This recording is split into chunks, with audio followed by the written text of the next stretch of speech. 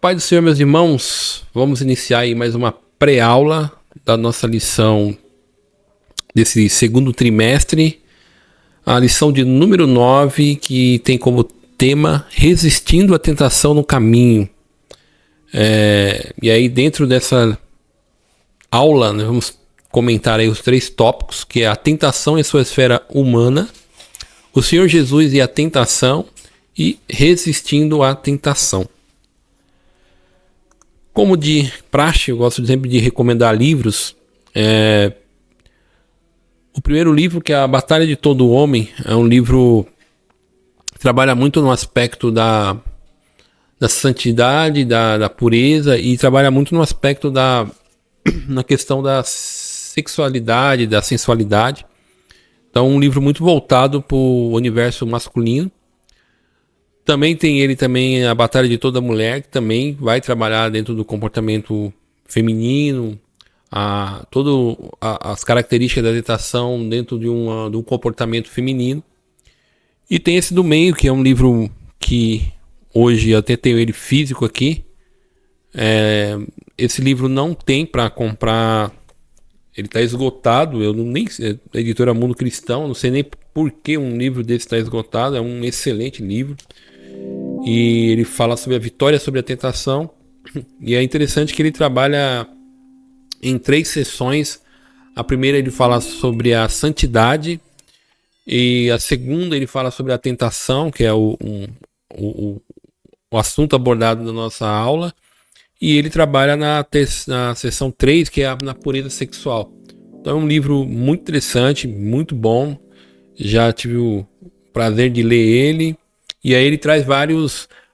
o Bruce Wickson, que é o editor, mas ele traz o Charles Window, Parker, e Max Lucado, Charles Spurgeon, né? E traz alguns escritores que trabalham dentro dessas 3 áreas que foram abordadas. Então são livros excelentes para quem vai dar aula, para pessoas que querem aprender mais sobre a questão do comportamento no universo masculino, feminino. E esse livro, Vitória sobre a Tentação, é um livraço.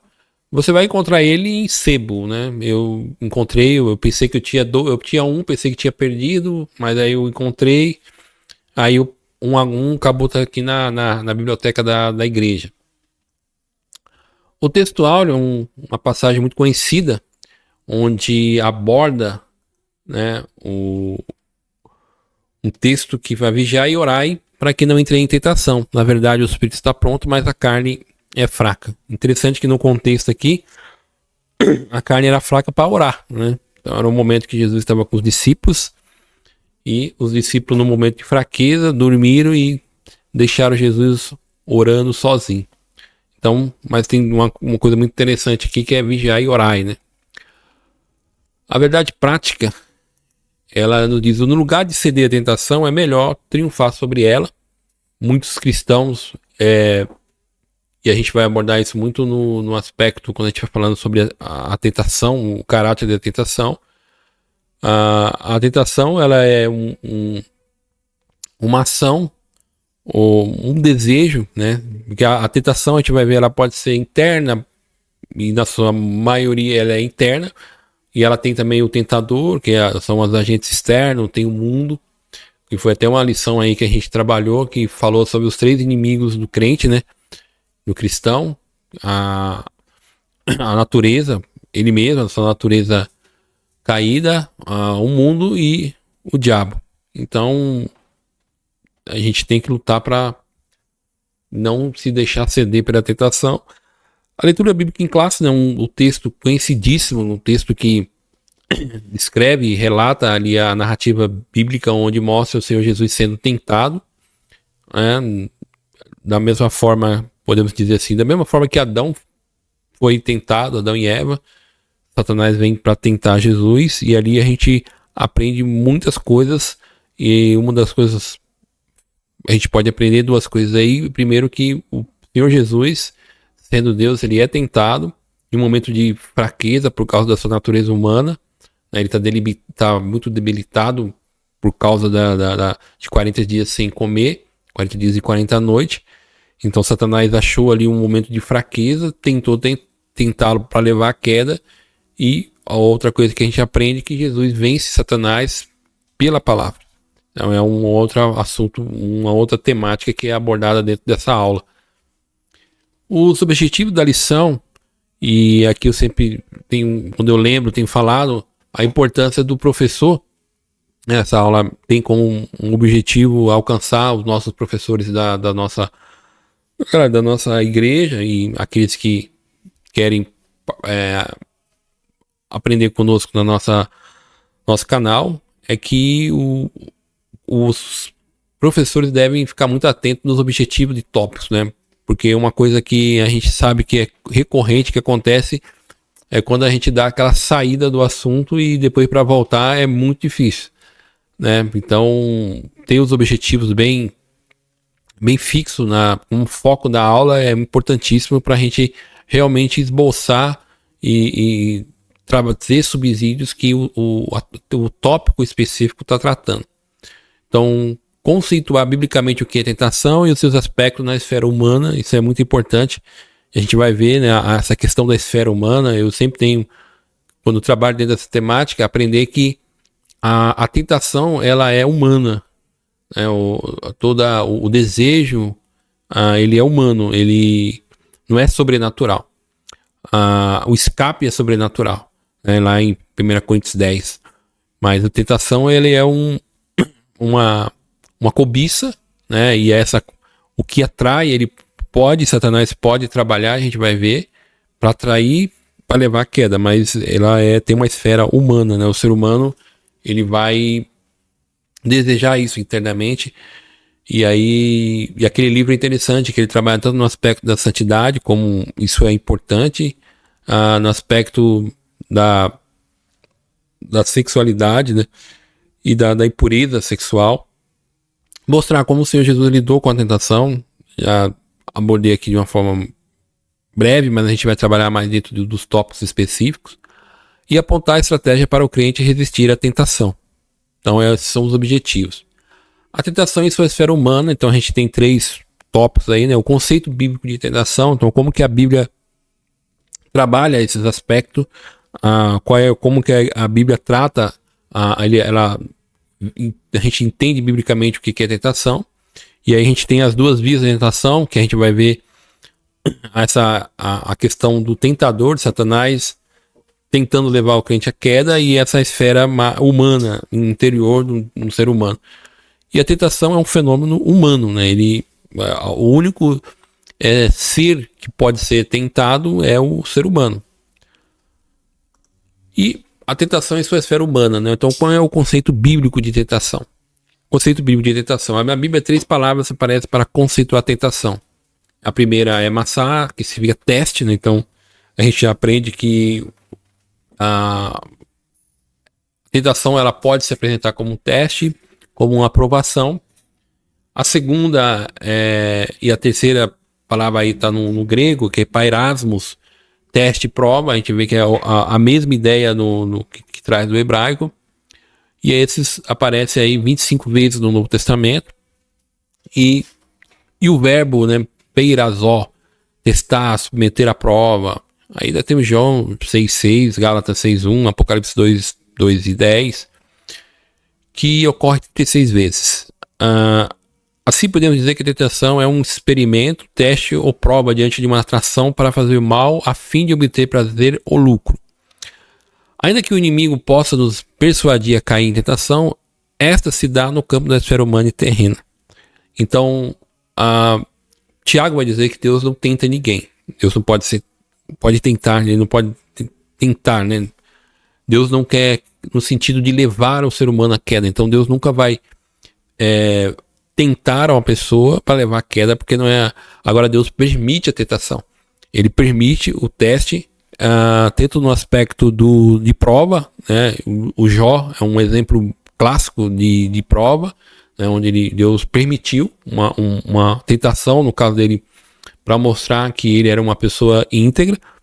Agora Deus também pode permitir sim que uma pessoa que tenha uma inclinação, um desejo pecaminoso, que é o foco da tentação. Tiago trabalha isso, né? De onde vem as tentações, vem do nosso interior, do nosso desejo, para aquilo que nós cobiçamos. Ele ainda faz até o passo a passo. Tiago mostra até o passo a passo. Então, Deus pode permitir? Sim, Deus permite que isso aconteça para que a gente venha vencer esse tipo de inclinação, que ela é natural, no sentido de que nós somos seres humanos, ainda que viemos crer em Cristo, ser regenerados, nós estamos sujeitos a esse tipo de circunstâncias, de ação, e de novo, ela é humana e terrena.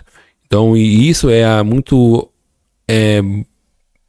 de uma forma esperançosa para nós, podemos dizer assim, porque se ela é humana e terrena, ela pode ser vencida, tá? E a gente vai ver isso em 1 Coríntios 10, 13, onde Deus não vai permitir que uma pessoa seja tentado além daquilo que ela possa suportar. Da mesma forma que ele permite a tentação, ele também dá um escape. Ou seja, o que o texto está dizendo é que o Senhor quer que a pessoa vença essa tentação, essa prova. E para quê? Para que o cristão seja vitorioso. Então, as duas vias de tentação. Então, de acordo com a palavra de Deus, a tentação pode vir primeiramente do diabo, Gênesis 3, ali quando Adão e Eva são tentados, primeiramente Eva. Então, nós temos um tentador externo, né? Ele é o agente da tentação. E Satanás, quando tenta uma pessoa, o intuito dele é levar a queda, é levar a pessoa à queda. E também dentro do ser humano, que a gente já falou, que é Tiago, capítulo 1, 14 e 15. Então, esses textos são interessantes. No caso de Tiago, capítulo 1, versículo 14 e 15. Eu vou até ler aqui. Eu vou ler na versão NVT. Acredito que vai dar um sentido mais interessante aqui. Então, Tiago, capítulo 1, versículo 14 e versículo 15. A tentação vem de nossos próprios desejos que nos seduzem e nos arrastam. Então, de onde vem a tentação? Dos nossos próprios desejos. Uma versão corrigida, ele vai colocar que a sua própria cobiça, tá? Ou a palavra concupiscência também aparece, que é um desejo ardente. Então, de onde vem? Ele vem dos nossos próprios desejos, que nos seduzem e nos arrastam. Então, a tentação, ela tem esse caráter interno nosso. E esses desejos dão a luz ao pecado. E quando o pecado se desenvolve plenamente, gera a morte. Então, perceba que Tiago mostra aqui todo um passo a passo de onde procede o desejo pecaminoso, esse desejo ardente de... a cobiça é aquela coisa de a pessoa se enganar, se iludir. E ele tem origem no diabo, quando seu objetivo semelhante ao que aconteceu com Jesus é desviar-nos da rota da nossa missão, o propósito da vida estabelecida por Deus. Então, a tentação, quando Satanás atenta uma pessoa, qual é o objetivo dele? O objetivo dele é levar a pessoa à queda, fazer com que essa pessoa ela deixe de viver uma caminhada vitoriosa como cristão. Então, e a gente tem que tomar cuidado, porque a gente tem essas duas vias de tentação. Nós temos o agente tentador sempre querendo levar a queda, sempre querendo levar o crente a despertar esse desejo que ele tem, segundo Tiago, né, 1, 14 e 15. E a tentação é um fenômeno humano, né? Na Epístola de Tiago está escrito: ninguém sendo tentado diga, de Deus sou tentado, porque Deus não pode ser tentado pelo mal, e a ninguém tenta, porque Deus não quer levar ninguém à queda. Deus não é o tentador é Satanás.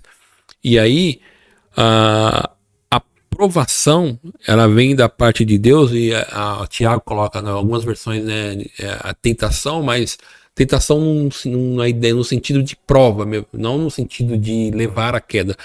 Então Deus permite a tentação.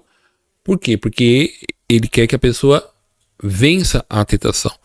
Então, e a pessoa, ela é tentada por aquilo que ela deseja, e aí ela começa a cobiçar. Então você tem todo um passo a passo. E esse fenômeno, ele é humano. Só o ser humano pode ser tentado. Só o ser humano pode sentir esse desejo ardente. E aí a gente pode falar por quê? Pelo quê? Cada pessoa, né? Esse livro é muito interessante. Ele trabalha muito a questão do desejo, a questão de, por exemplo, tem pessoas que têm uma inclinação para o aspecto da imoralidade, no aspecto da sensualidade, ou seja, pornografia. Tem pessoas que têm dificuldades de falar a verdade, ele tem uma facilidade, vamos dizer assim, de mentir, de enganar. Então a tentação ela é muito específica, ela é muito pessoal. Então, mas sempre vai ser nessa esfera. E também tem o aspecto da própria questão da ostentação, de a pessoa querer ser melhor do que o outro. Então ele vai demonstrar isso por objeto, por posição. Então, mas a tentação ela é muito pessoal. Tá? Então cada pessoa sabe aquilo que o que atrai, aquilo que pode ser um fator de queda, que pode levar à queda. Então, o cristão que nasceu de novo, ele tem que estar muito atento para esse tipo de fenômeno, né? Saber, olha, o que me atrai. E é dentro disso que o cristão deve trabalhar. E o tópico 2, né, vai mostrar o Senhor Jesus e a tentação. Então, a aprovação do Senhor Jesus, as áreas que Jesus foi tentado e como Jesus venceu a tentação. E é interessante aqui, porque o próprio Senhor Jesus, né, na sua encarnação, como homem, ele mostra a fraqueza por causa da natureza humana, ou seja, ele sente fome, ele sente sede.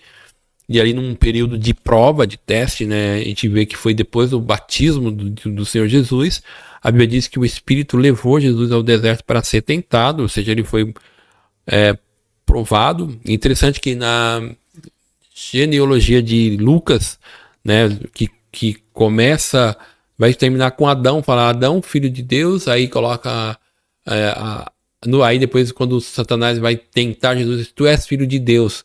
Quando a gente acabou de ler a genealogia, é interessante porque a gente vai, Lucas está colocando isso para mostrar, porque a primeira pessoa que a gente lembra é do Adão, né? Quando a gente vê a genealogia do Evangelho de Lucas, deixa eu ver se eu acho aqui, tem uma coisa muito interessante bem no final da genealogia, Lucas 3:23. Eu vou pegar só o finalzinho da genealogia, que é muito interessante aqui. Enos era filho de Sete, Sete era filho de Adão, Adão era filho de Deus. E aí, quando acaba Lucas capítulo 3, versículo 30 e a partir do versículo 38, aí ele diz assim, Jesus, cheio do Espírito Santo, voltou o Rio Jordão e foi conduzido pelo Espírito do deserto, onde foi tentado pelo diabo durante 40 dias e não comeu durante todo esse tempo, teve fome. Então, lhe disse, se você é filho de Deus, aí é interessante que os leitores de Lucas, né, que acabou de ler a genealogia, onde diz que Adão era filho de Deus, e depois quando Satanás vai tentar Jesus, fala assim, tu és filho de Deus, o que eu estou querendo dizer é que a ligação é muito automática, né? Então o Adão peca. Agora o novo Adão em Cristo, nas mesmas condições no sentido de pureza, Jesus não tem ele não tem pecado, mas Jesus está agora com toda a fraqueza humana no sentido de sentir fome, sentir sede, que não era a mesma condição de Adão, vamos dizer assim, nesse sentido, né? Mas ele, o que ele faz? Jesus está num sentido de fragilidade, ele vai lá em frente de Satanás e a gente vai ver que ele vai vencer Satanás. E aí a gente tem toda uma batalha espiritual aqui, né? Satanás tentando levar Jesus a desviar do propósito que ele tinha de seguir esse caminho para poder ser o Salvador. E aí as áreas que Jesus foi tentado, né? Das áreas físicas, o diabo tentou pedindo que ele transformasse pedra em pães. Jesus estava num processo de jejum. Na área da natureza divina, né, o diabo tenta levar ele à queda, porque Jesus é Deus, né? E aí se ele é Deus, o que ele poderia fazer? Ele poderia usar o atributo divino para o benefício próprio, né? Ele poderia fazer com que aquela situação ela ficasse mais fácil. E aí ele faz com que Jesus, então, vá numa situação que os anjos o guardariam. E na área espiritual, o diabo tenta o Nosso Senhor, desafiando a evitar o caminho da cruz para estabelecer um reino pela sua força, o que seria plenamente aceito pelos judeus. Então, ele está tentando dissuadir Jesus do propósito que ele tinha, e ele oferece todos os reinos, né, e Jesus não contesta. Então todo o sistema mundano, o mundo jaz no maligno, ele realmente pertence a ele. Mas assim podemos dizer que o Nosso Senhor foi tentado na área física, com as necessidades humanas, em sua natureza divina, e com a ideia de ostentar seus divinos atributos ao público, né? Então é interessante isso, né? Eu falei muito que a tentação era muito específica.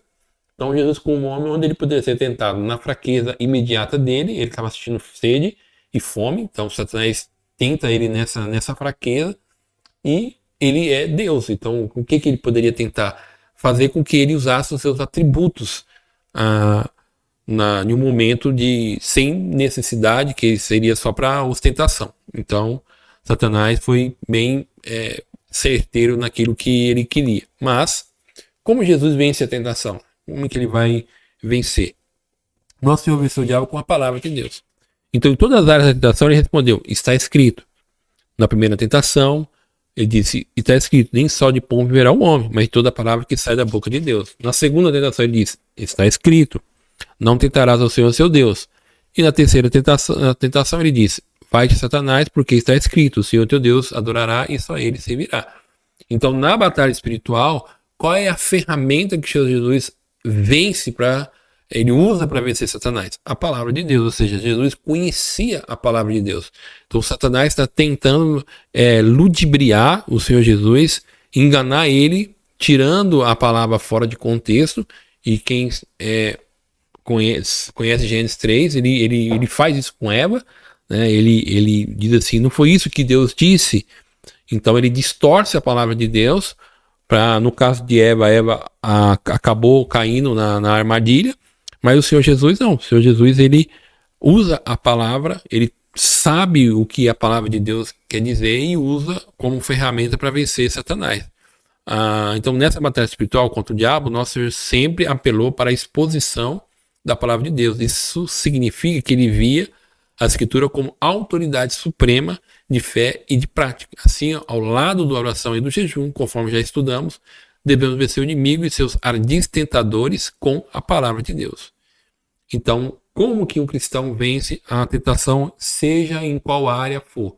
Conhecendo a palavra de Deus, tendo o discernimento de o que a pessoa está passando. Então, qual é o escape? Como que a palavra de Deus interpreta aquilo ali? Então, é conhecendo a palavra de Deus. Então, como que se vence a tentação? Conhecendo a palavra de Deus. Resistindo à tentação. Todos somos tentados, rejeita a tentação e arrependa-se. Todos somos tentados. Então, só aqui reforçando a ideia: todo cristão é tentado, em qual área for. Como disse, as que mais conhecidas, e é o que vai tentar todo mundo. É no aspecto da moralidade, no aspecto na questão da sexualidade ou sensualidade. E aí a gente sempre vai abrir um parênteses aqui, que é pornografia, todos esses aspectos. Aí você tem a questão da lascívia, você tem a questão do adultério, que todas essas questões são imoralidades sexuais. Então a gente tem no aspecto da ostentação. Então a pessoa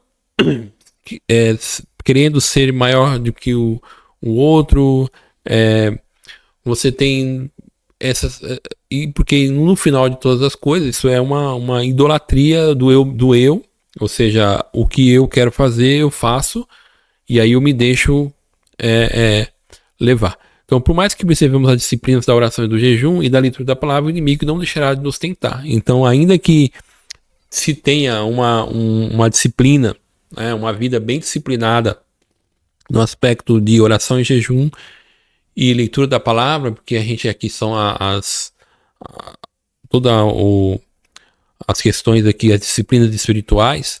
Isso não quer dizer que o crente não vai deixar, não será tentado. Ele vai ser tentado.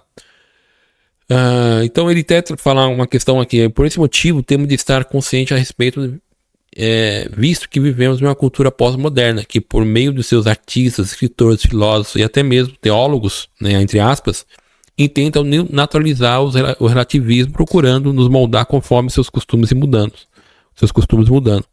Então a própria cultura que nós estamos inseridos agora no século XXI nos induzem a viver uma vida desregrada. O John MacArthur, ele escreve um livro, A Sociedade Sem Culpa, A Sociedade Sem Pecado. E aí ele trabalha muito como que a cultura hoje, por meio de, como é falado aqui, artistas, escritores, filósofos e até mesmo teólogos, eles tentam trabalhar uma ideia de que aquilo que as pessoas fazem deixou de ser caracterizado como pecado. Então é um comportamento aceitável. Só para você ter uma ideia, né? Agora mesmo foi aceito, eu vou ter que tomar cuidado para não falar aqui, porque a gente sabe que o YouTube corta tudo, né? Então foi aprovada uma lei infantil no Reino Unido que deu uma flexibilizada na questão de crianças. Depois você dá uma olhada lá na questão do comportamento infantil. Então, em relação de um adulto e uma criança. Então foi relativizado uma sentença que tinha uma pena aí de 1 ano, foi rebaixada, foi reduzida para 6 meses. Então acho que os irmãos já deu para entender o que eu quero dizer. E aí você tem um grupo que é pró esse tipo de comportamento, que comemorou a diminuição da lei. Então isso é um aspecto, né, para favorecer uma pessoa que tem esse comportamento imoral. Nós temos todo aspecto da própria questão, por exemplo, a questão de adultério.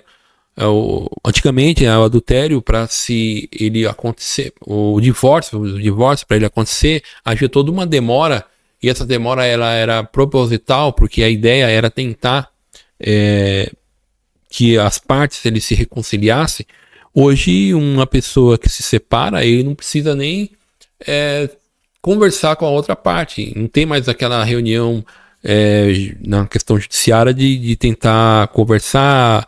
Não, hoje a pessoa vai lá, faz tudo online e a pessoa só recebe e a pessoa está livre. Então é toda uma questão de facilitação. Então a gente tem todas as questões hoje legais. Você tem hoje, não hoje, mas há algum tempo, né? Você tem a própria cultura no aspecto de questão de produção cultural, seja no aspecto de novela, filmes, encorajando, incentivando todos os aspectos imorais e mostra que a pessoa não deve se sentir culpado por causa disso daí. Porque quando a gente diz que a pessoa pecou, naturalmente o ser humano ele vai sentir o sentimento de culpa, que ele estava errado. Por exemplo, vamos pegar uma passagem bíblica de Davi e Betseba, e esse texto é interessante porque mostra tanto o Davi como um assassino, ele comete um assassinato, e mostra Davi também como um adúltero, que são dois tipos de pecado que perante a lei ele deveria ser morto.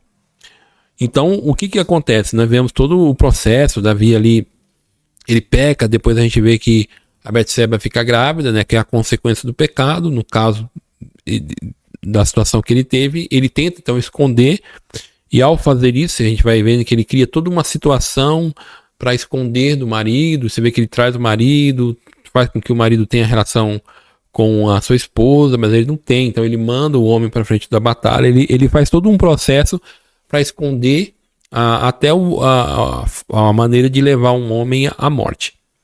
Então depois de descoberto, ele sente então todo um sentimento de culpa, ele vai ver que ele busca Deus para que o menino viva, mas a gente vê isso muito claro no Salmo 51, ali Davi buscando a Deus pelo arrependimento, que será até o último do nosso último tópico aqui. Então a gente vê todo um processo que levou Davi a buscar Deus ao arrependimento. Por quê? Porque ele sentiu culpa. Então, quando você tira esse sentimento de culpa da pessoa, e o John MacArthur na Sociedade Sem Pecado, um dos tópicos, ele vai trabalhar bem isso. Então, quando você tira esse tipo de sentimento, então a pessoa se sente aliviado de fazer as coisas. Então, algo que seria, e não estou dizendo, biblicamente não tem como mudar, porque é a palavra de Deus, mas as pessoas têm tentado tirar esses aspectos do pecado. Então, a gente vê que em muitos segmentos evangélicos, a gente vê que hoje até a própria palavra pecado, ela é tirada como não é falada, porque é uma palavra muito forte, muito pesada, e leva a pessoa a uma culpa. Né? Então a pessoa vê que fez algo errado e precisa se consertar. Então toda essa cultura é onde o cristão está inserido. Então o cristão tem que tomar muito cuidado. E o texto de Romanos 2:12, né? Diante disso, somos encorajados pela Escritura a assumir a postura de Cristo e não nos conformar com este mundo. Romanos capítulo 12, verso 2, que é um texto que mostra para nós que, ainda que a cultura ela vai ser moldada, vai ser transformada, o cristão não pode se deixar moldar por essa cultura que é anti-Deus, satânica, e é um prato cheio para levar os filhos de Deus à queda. Último, né, resistindo à tentação, rejeita a tentação. E aí eu vi aqui que mais para frente ele até pega os exemplos de José, né, que diante de uma situação ele vai fugir. Então há uma série de frases do reformador Martinho Lutero. Você não pode impedir que os pássaros voem sobre a sua cabeça, mas pode impedir que eles se instalem com seus ninhos. Embora não seja um versículo bíblico, versículo da Bíblia, a frase revela uma verdade que encontramos na palavra de Deus. Ou seja, eu sei que João vai dizer assim, filhinhos, não pequei, mas se pecar, ou seja, ainda que nós hoje regenerados em Cristo Jesus, a gente sempre vai ter o desejo pecaminoso. A gente sempre vai ter alguma coisa que nos atrai. Então o que eu tenho que fazer? Rejeitar. Então, só prosseguindo no José. O José foi tentado, ele foi coagido, vamos dizer assim, porque ele era escravo, mas mesmo assim ele foge, sofreu as consequências, foi preso, mas ele fugiu, né? Ele correu. Então o cristão, ele tem esse discernimento agora, porque ele nasceu de novo. Então a palavra de Deus é o parâmetro onde ele pode ter todas as condições de resistir à tentação e de vencer a tentação. Último aqui, arrependa-se. Então, no meio da nossa caminhada é possível que o crente ceda à tentação e por isso rompa a comunhão com Deus. Contudo, é possível estabelecer o relacionamento com Ele por meio da confissão dos pecados, arrependimento e quebrantamento espiritual. E aí, Provérbios 28:13, né, um texto até interessante aqui para nós lermos. Provérbios 28:13, eu vou ler na NVT. Gosto muito da NVT, acho que dá um bom sentido aí. Então, 28, versículo 13. Quem oculta seus pecados não prospera. Quem os confessa e os abandona recebe misericórdia. Então, aquele que oculta está numa situação difícil. O que tem que fazer? Reconhecer. O próprio Davi, que foi citado aqui, realmente, ele fez coisas terríveis, mas no momento que ele foi desmascarado, né, ali pelo profeta Natan, ele reconhece a sua culpa, busca Deus, busca o perdão de Deus e se arrependeu. Então, esse é o caminho daqueles que em algum momento cedeu à tentação. Ceder à tentação, né, pecar, não é o fim do mundo, né? Evidentemente que toda a situação de queda vai trazer as consequências específicas do pecado que a pessoa caiu, mas a pessoa pode buscar Deus e se arrepender. Então, por essa razão, em caso de ceder à tentação, não tentemos nos justificar, culpar os outros ou ignorar os atos pecaminosos. Então, você vê que Davi, em nenhum momento, ele tentou se justificar. Até uma coisa interessante que se fala, né? Você vê se a gente for relacionar, catalogar os pecados de Davi e do rei antes dele, a gente vai ver que ele pecou muito mais. Mas uma coisa, o rei anterior sempre tentava se justificar. E Davi, toda vez que ele pecava, e ele era confrontado, ele reconhecia e justificava o seu pecado. E assim tem que ser o crente, né? O caminho divino é o da confissão, arrependimento para desfrutar o perdão. Então a gente viu todos os passos aqui em relação à tentação. E aí, o que tem que fazer, né? Pedir perdão. Conclusão. A semelhante ao Senhor que foi tentado em tudo, mas não pecou, Hebreus 2:18 e 4:15, podemos seguir o caminho de não sermos seduzidos pela tentação? Sim. E aqui eu queria só fazer uma outra reflexão aqui.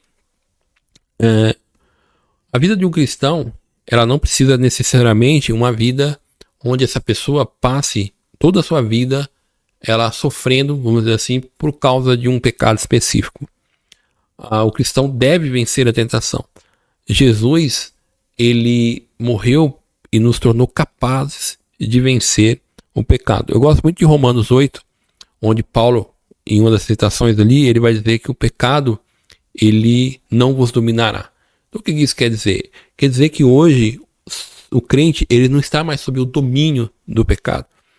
Em Efésios capítulo 2, ele vai dizer que outra hora nós éramos filhos da ira, estávamos sob o poder do príncipe dessa era. Então, uma pessoa que não nasceu de novo, essa pessoa está sobre o poder, o domínio do pecado, e logo ele é escravo de Satanás. Ele não tem forças, ele não é capaz de vencer isso, porque ele está aprisionado. Agora, quando esse crente crê em Cristo, ele então agora nasceu de novo. Ele foi justificado, ele agora foi comprado. E ao mesmo tempo ele foi capacitado pelo poder do Espírito para vencer o pecado. Então o crente, diante de uma tentação, ele pode dizer não. Ele pode dizer não de uma forma consciente, confiando no poder de Cristo que agora está sobre ele. E ao mesmo tempo também ele pode ceder de uma forma consciente àquele pecado. E uma das coisas que eu tenho falado nessa revista, quando a gente trata desses aspectos, principalmente no aspecto da santificação, então o crente quando peca, ele peca consciente. Ele sabe exatamente que aquilo que ele está fazendo é errado. Aquilo agride a santidade de Deus. Então agora, como um crente que nasceu de novo e ele escolhe pecar, é algo gravíssimo, né? Porque ele já foi salvo, já foi remido. Ele recebeu todo o poder de Deus para vencer a tentação. Então assim podemos desfrutar mais de uma vida em santidade e comunhão com Deus. Por isso, ao oferecermos resistência à tentação ao longo da jornada, lograremos êxito e receberemos a coroa da vida. Então um cristão é convidado a viver uma vida de santidade, logo intimidade com Deus. Tá? Esse é o objetivo do crente. E eu quero desde já agradecer a todos que até aqui têm ouvido, têm aprendido com essa aula. Quero pedir para os irmãos, todos aqueles que têm nos assistido, né, que você possa fazer o seu comentário, a sua observação, compartilhar e curtir. E já estamos caminhando aí para mais um final de trimestre, né? Já tem aí até a capa da nova revista surgindo. Mas certamente essa revista do trimestre foi muito bom, trabalhando todos esses aspectos da questão relacionada à vida cristã. E que Deus possa abençoar todos em nome de Jesus.